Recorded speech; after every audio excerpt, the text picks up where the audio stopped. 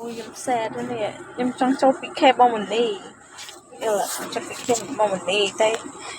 Ôi trong bị khe bisa iPhone em khôi nhé té ha mà ta đây ta mặc đâu mà. Ôi cái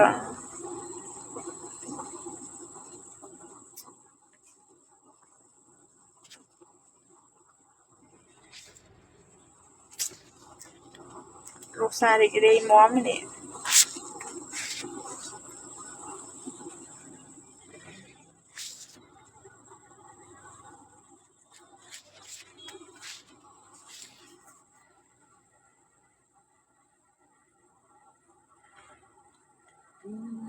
Hai mà lên là bay cho đôi anh nhưng lên lôi đã bên lên chứ á. Nè kỹ. Thì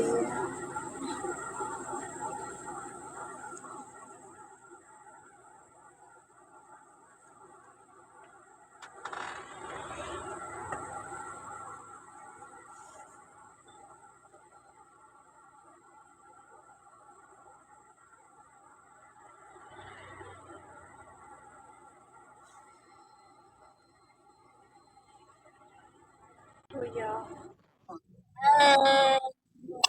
Assalamualaikum detik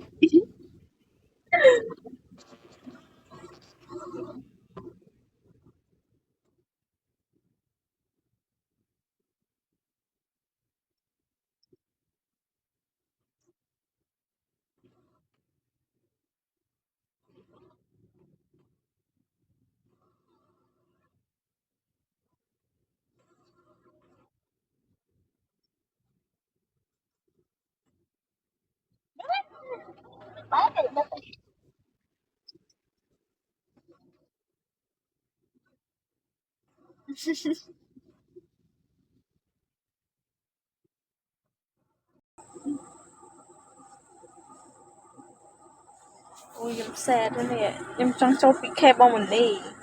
Yêu là trong bị khe bom mình đi tay.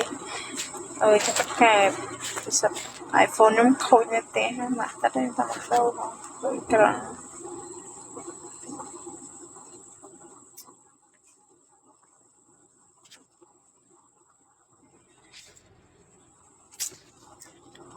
lúc xa đi cái đi móm nè.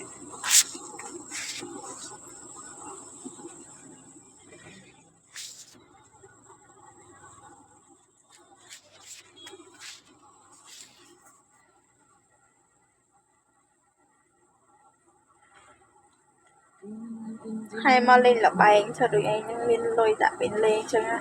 Nè kỹ. Thì